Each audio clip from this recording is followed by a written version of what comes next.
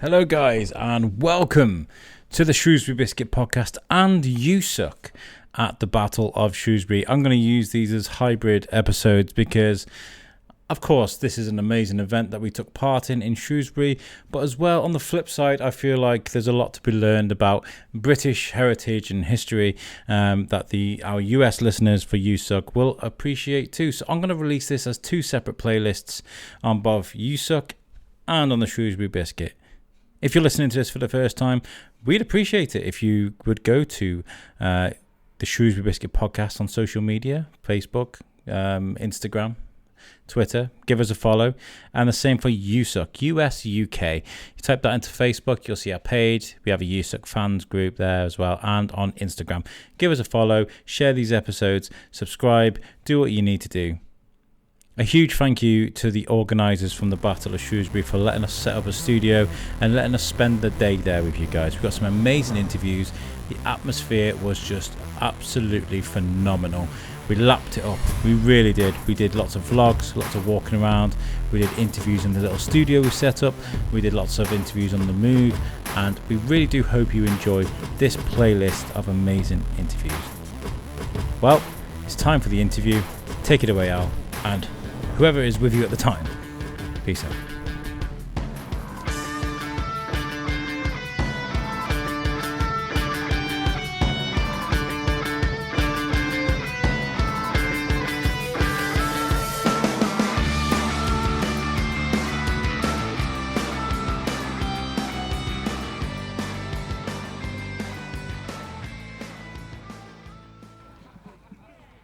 Right, okay, so we are now walking through the arena. We switched to mobile mode. The studio's packed away. We've got a couple more interviews to do, but we're going to do it like this, on our feet. We are now following a parade towards the battle. It's going to be the Battle of Shrewsbury coming right up. Obviously, we've just got some audio interviews to do. We'll get some videos as well, which I'll entrust my bigger mini Biscuit to get hold of some videos for us. I hope me walking behind these guys doesn't mean that I'm signing up to do battle. I mean, I'll do it if I need to. Okay, so I found what I believe to be a field surgeon or medic or... Yes, well, I would have been the surgeon on the battlefield for any of the wounded soldiers coming off the battlefield. Obviously, we have the famous injury for the arrow going into Henry's face, into his cheek, into his skull. I'm here to entertain children and families with quite a gruesome head that I've made. I did see you earlier. We were doing a walk by on Facebook Live, and I was like, no, guys, I'm not going to put this on Facebook. Come and see it if you want to see it. Yeah? Ah, yes. Yeah. And of course, the popularity for children and families these days of horrible histories. I was once working in a castle in North Wales, and certain people would come up to us and say, you can't tell children about these gruesome tales about torture equipment and all the blood and gore, when actually the children quite enjoy it from obviously the stage, the books and the TV shows of horrible histories. So when we have a bit of a laugh about some of our storytelling about the gruesome tales of the surgeon, of how he extracted the arrow from Henry's cheek, the kids kind of laugh and hide behind their parents, and we have fun. Fantastic. I'd love to speak to you loads more, but I think things are about to kick off, aren't they? They are. The battle's about to start. I'm here on ready to see what injuries occur on the battlefield. What kind of tools would a surgeon or a medic have with them during a battle?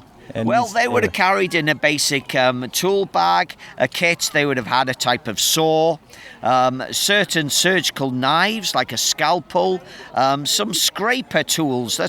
All these tools were made by a blacksmith, and the special blacksmith's tool that was to extract the arrowhead from the face was almost like a corkscrew that went into the socket of the arrowhead and would be able to extract it quite neatly, because the tongs and pliers types of instruments that the surgeon would have was not able to get into the cheek, into the skull, in the flesh to get that arrowhead out. But it took a while for the blacksmith to invent this special tool.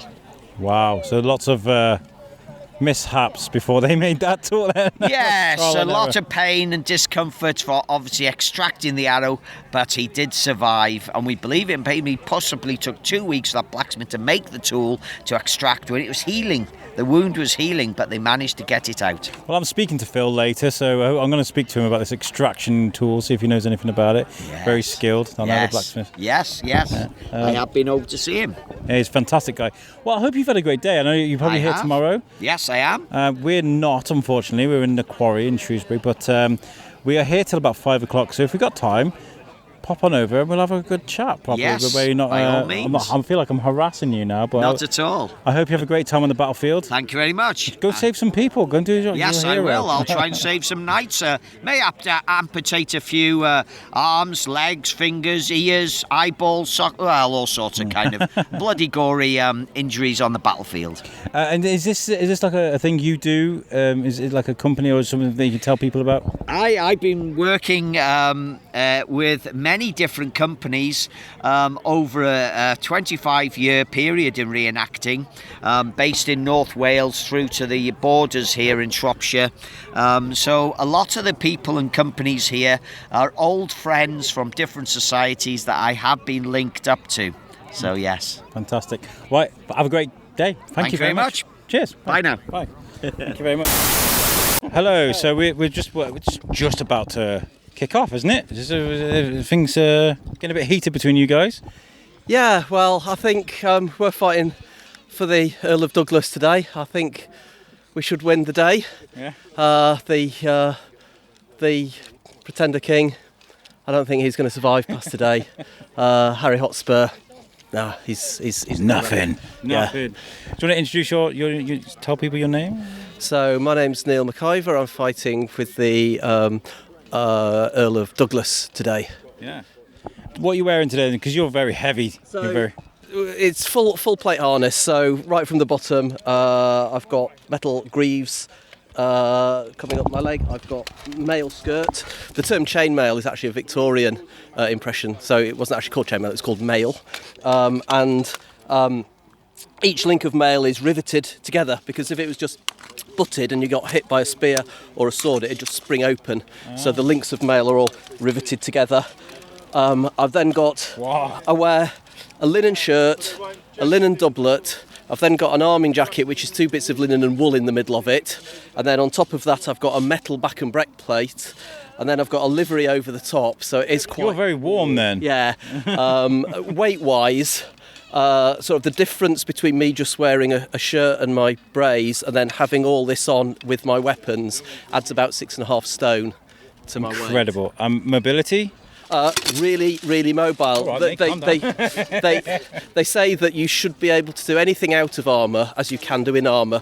So it's a bit of a fallacy to think that people used to have to get hoisted onto horses. So this armour's been made to measure for me. So all the bendy bits in my body coincide with all the bendy bits in the armour.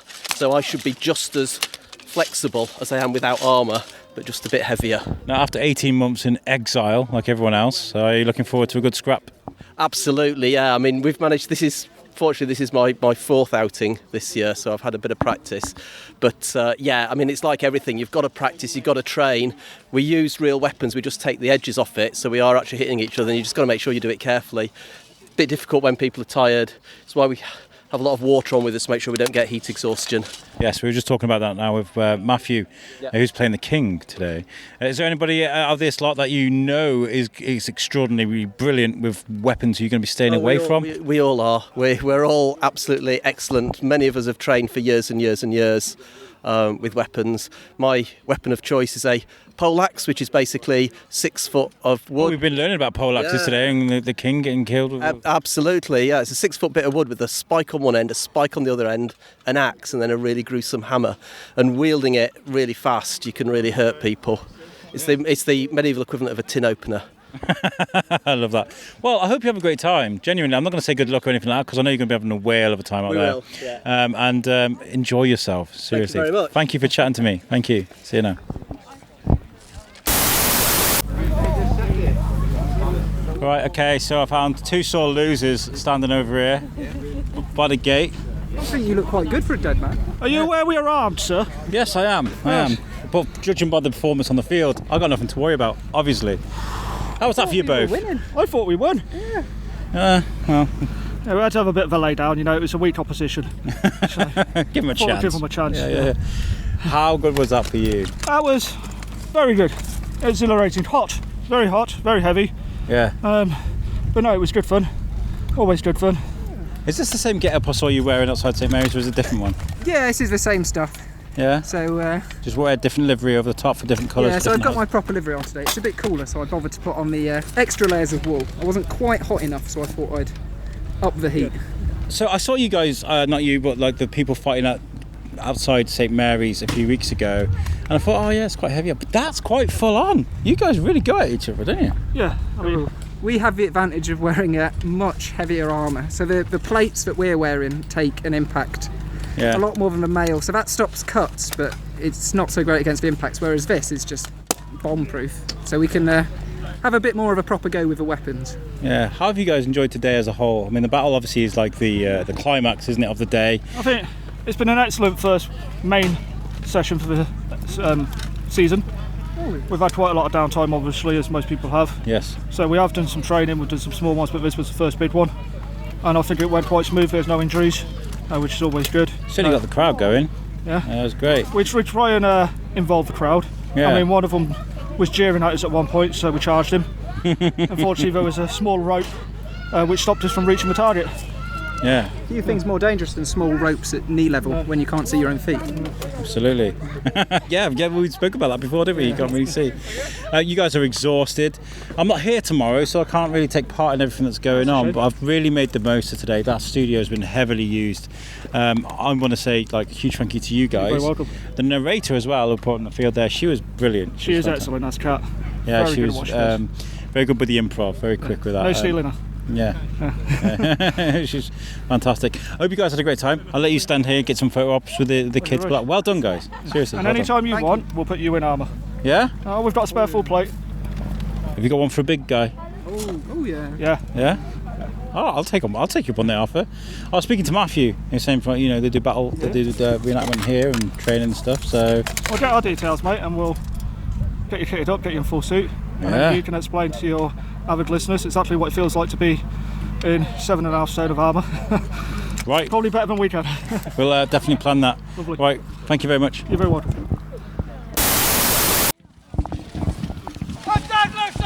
Right, okay.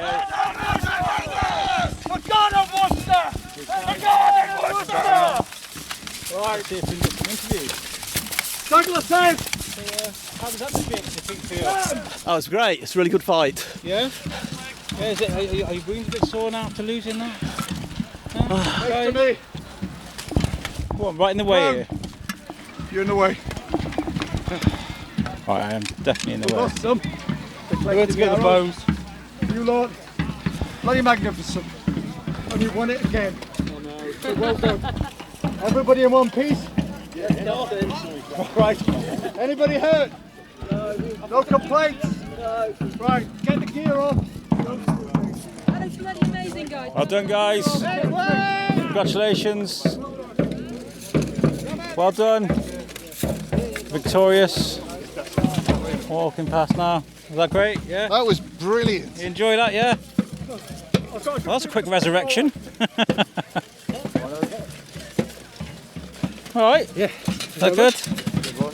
Was that a great time, yeah? These guys are really, oh wow. I'll definitely need to speak to him later. Happy boys. Enjoy that? Was that good? Fantastic. Enjoy that, yeah? Yeah? Great. How was it? All right, mate, calm down. Enjoy that, yeah? Sorry? Did you enjoy that? Yeah, it was good. I got Yeah. ridden down by a horse. It's pretty exciting. Was that you? Oh my God, I got that on camera. That was fantastic. Have you? Yes, I did. I yeah. hope it looked good. I'll send it to Matthew and we can share That'd it be out. brilliant. Yeah.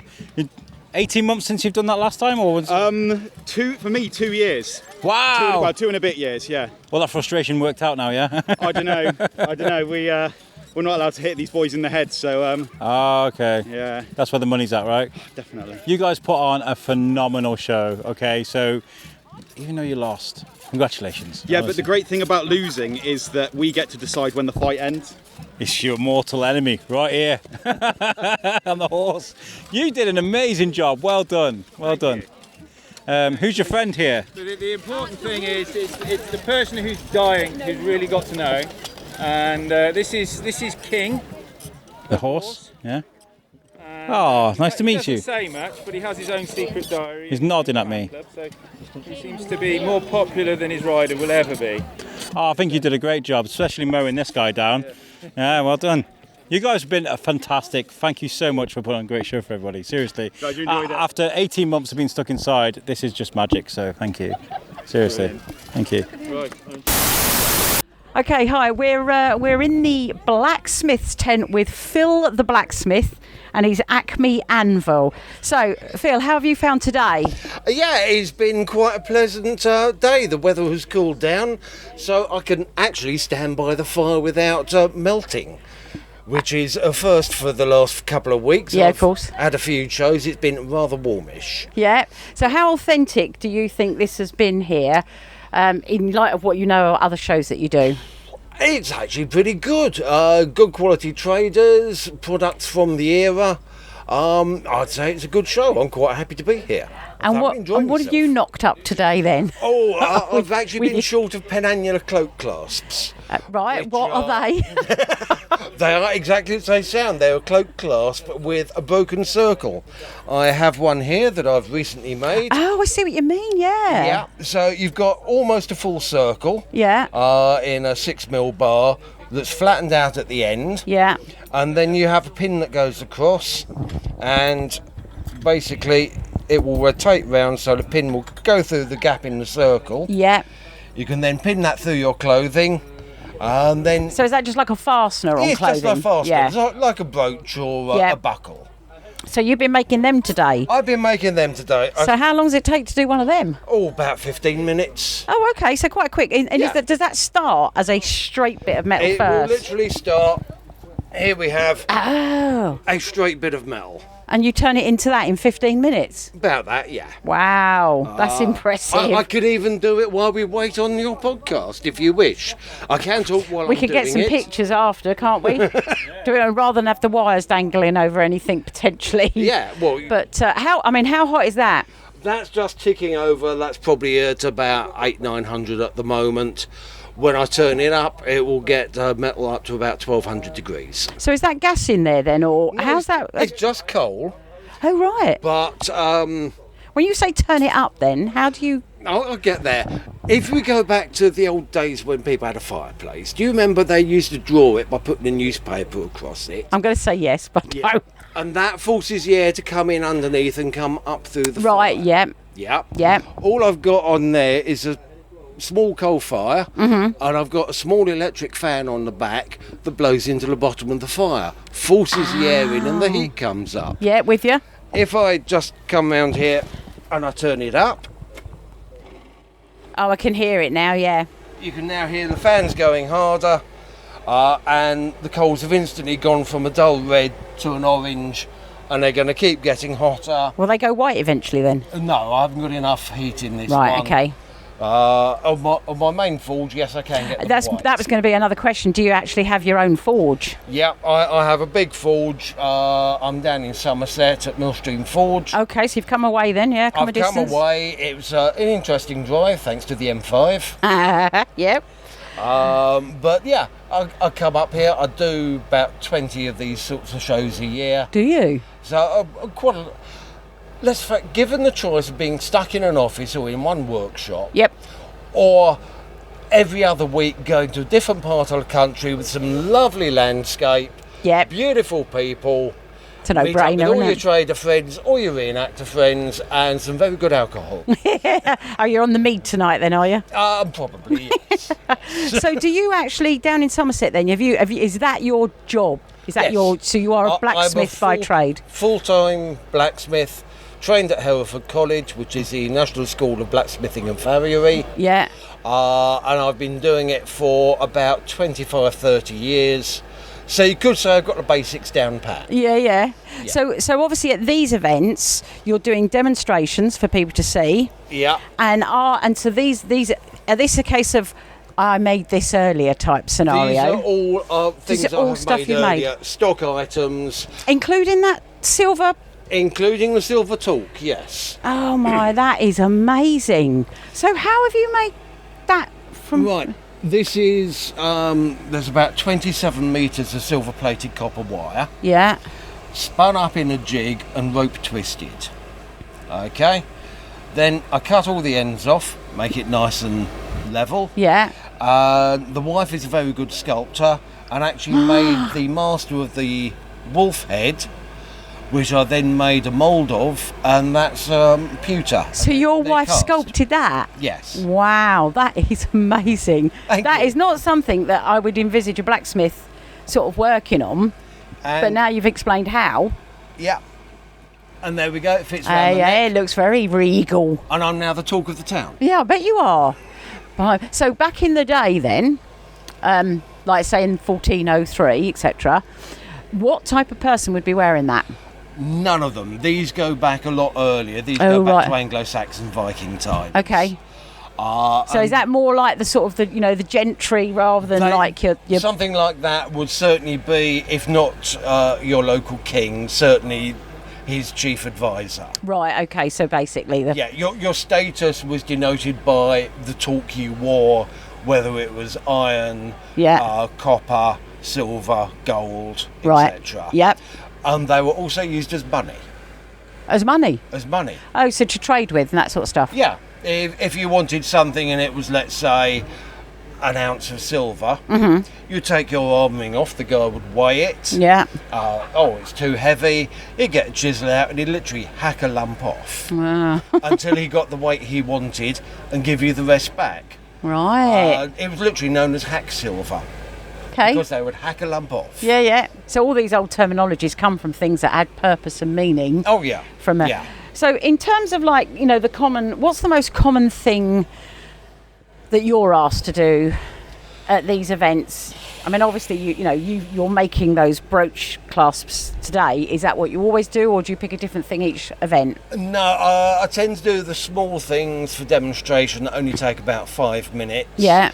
It means I can rattle through them, I can talk while doing them.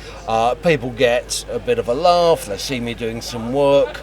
Typically I do something like an arrowhead, right. A leaf, something like that. Yeah, yeah. Nice and simple. If it takes longer than about 5 minutes, people tend to lose interest and bimble off.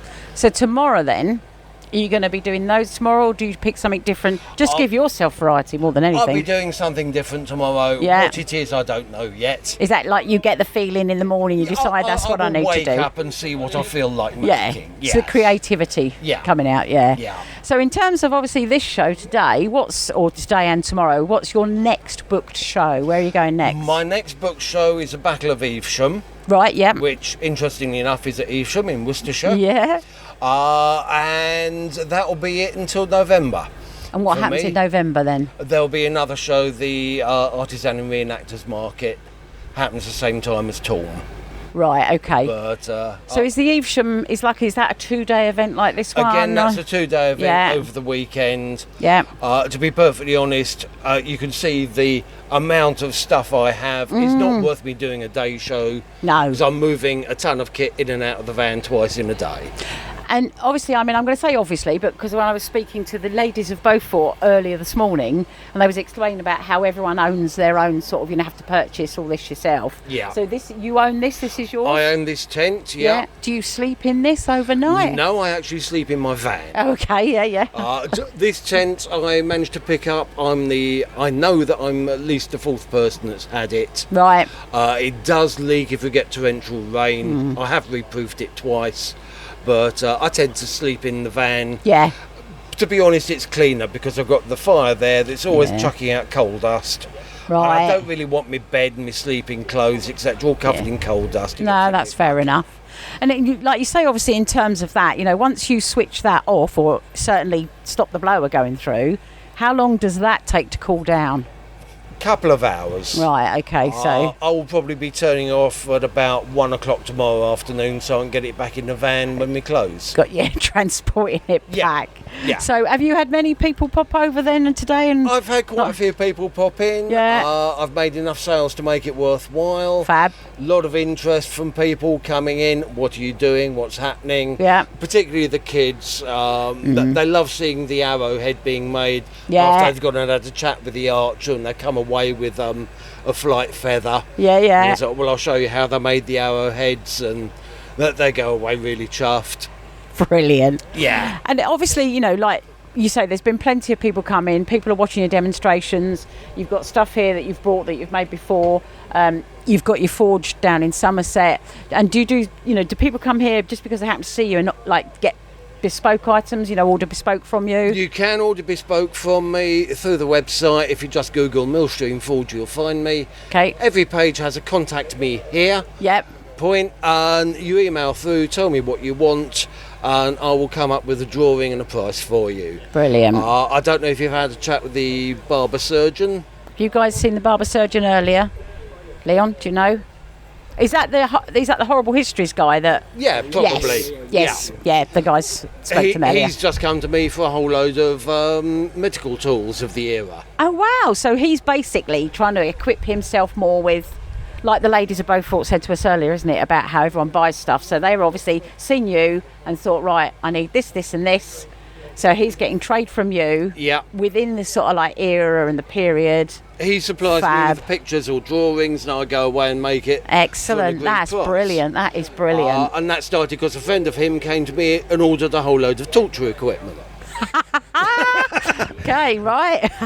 Yes, yeah. The torture equipment for their den. Equipment. None of the alternative equipment. So obviously, like you say, then tonight you guys are just all going to chill out here. We're going to chill out, sample relax, the mead, sample other alcohol, have a bite to eat. Yeah.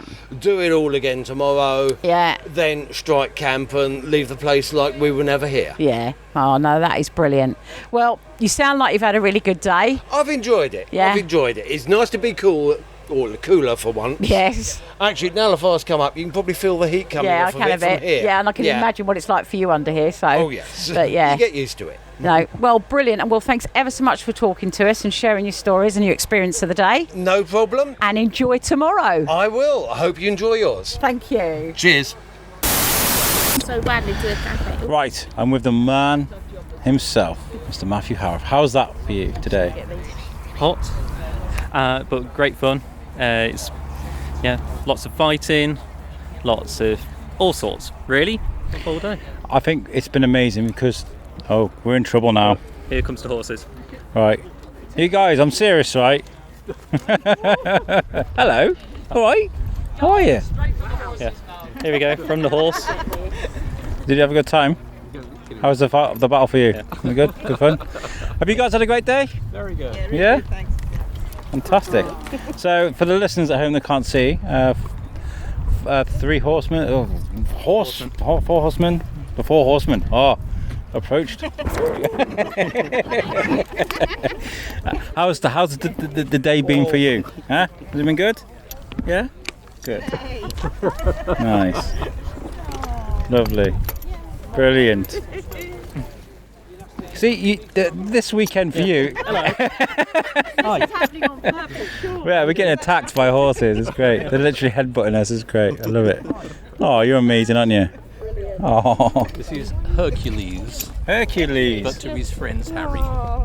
Hercules and Harry. I met Magic earlier. Is it Magic? Hi, Hercules. Hello. To relieve you in peace. Yeah, I mean, these horses, obviously, do you use these for the battle reenactments as well? Yeah. I mean, they've been doing battle reenactments for 7 or 8 years. I mean, you take it real slow. You get the right horse who fits the bill, and you do lots and lots of training. You introduce them slowly. I mean, they haven't done anything for 2 years because of COVID, which is a shame. But so today, all we did was we just stood on the outside of the battle and watched. Let them relax, and they're loving it. Oh, fantastic. So maybe tomorrow we'll do a little bit more. Wean them back into it. Yeah. Well, you guys are fantastic. Thank you for showing up today, and you all look fantastic. Especially you guys. You Hercules, you look fantastic. Well done. And you. He stuck his tongue out at me. Just mind the wire. Yeah. Right, off you go. Right, sorry, coming through. That's it. Wow. Your weekend is just a mixture of all sorts of stuff, isn't it? Yeah, anything can happen like that then. Yeah, Where, get accosted. Horses appeared randomly with nights on. Yeah, and start nibbling at your shoulder. Yeah. I mean, okay, so we were talking about this before, about the battle and putting this together. How hard has it been? Like, this is a humongous scale of the site is just huge. Like, it must have taken a lot of work to get everything together. Yeah, so it's been every day for the last, since the last event really, because I was planning for did the first event, which was almost a washout, and then after that was organising it, and then COVID happened, but we're still carrying on, and we've got the event today really. And the battle was just so good. I recorded the whole thing, and I feel bad about that because I feel like sometimes you've got to live in the moment, but as we proved with the podcast we did for USUK, which I'll use this audio for too, is there's a lot of interest worldwide about it, so I'm glad that we'll be able to sort of share that with people. What I wanted to ask was what the authenticity, right? When people go, when people are leaving now, how long does that last? Does the sun go down? You put out some fires and run the Jules. Nice. It's nature. It is. Horse peeing next to me. It's absolutely fine. It's authentic. Yeah. So the nights here, are they what you guys look forward to? Like, that's the. Yeah. So we have got a bit of a crossover for this one because not many people actually cover the 1403 period. So we've got quite a few that do 1300s and then quite a few that do War of the Roses period. So like 1450s to 1470s. So like the person that's next to us in the armour here, that's like a late Gothic style, which is like towards the end of the War of the Roses. But because it's a new event, I would like to introduce more authenticity towards 1403. But it's a lot of money, a lot of research and things like that, so I don't expect people to do it straight away. Yeah, of course. There's a lot of people that have gone out and bought armour just for this weekend. So, yeah. I imagine, like, you've been cooped up inside for such a long time. You want to show off, don't you? Definitely. It's all about the shiny things and horses and a big bank balance. Yeah, just don't tell the other half or the wife how much you spent on it. Well, we covered that with Lee, didn't we? He was kind of like, I can't tell you how much it was. I'm going to do that. No. But I've spoken to many amazing. We spoke to some real good reenactors earlier. Also, the same sort of feelings really about this whole thing. Is that it's a lot of it is about being able to go out there and have a good fight and stuff. But it's all about the camaraderie as well. You guys are all friends. You'll know each other. You haven't seen each other for a while, so so it's been great to like get back together and see each other, find out what's been happening, good things, bad things. Unfortunately, we found out that there's a few people passed away over the last year, but we've been able to remember them and have that moment together, remembering the memories of what they've done and the good times. So so there's all sorts of moments really. But mainly a good laugh and enjoying the weekend. Amazing. I think you guys have done a fantastic job, and like I think the last person we're going to speak to is Phil, the blacksmith. But I want to say thank you on behalf of everybody that's come here and enjoyed it today. We've all been stuck inside. We've all not, events like this make it worth waiting for. So congratulations on pulling this off, and well done. Thank you. Thank you. Yeah, we're already planning for next year and the year after. So in 2 years' time, it'll be the 620th anniversary. So we're planning quite a big one for that year. Well, we'll be here again if you'll have us, of course. Yeah, definitely. So that year will actually fall on the battle anniversary date. So the Saturday of the event was like the end of the battle and the executions time. So it's going to be quite nice to do it on that actual anniversary rather than just a week. Oh, fantastic. Thank you again. Seriously, we'll be here next time. And of course, this will go out like a week or two after this event. If you are you taking like reviews on like Facebook, TripAdvisor, or anything like that? Yeah, so we've got our Facebook page. So if you search the Battle of Shrewsbury, it will come up. So I haven't got a website up yet, but we'll be doing soon. Web Orchard. Yeah, I was about to say, Shrewsbury Biscuit does have a good website, a good producer website, as I've found out before. And just search us online, and then the Battlefield site and the 1403 Farm Shop are putting things up as well. So pop on to their social media, and there's all sorts being discussed. Brilliant. I'll let you get on because I know you've got lots to do, and thank you for chatting to me, and thank you for letting us come today. Thank you. Thank you. Cheers.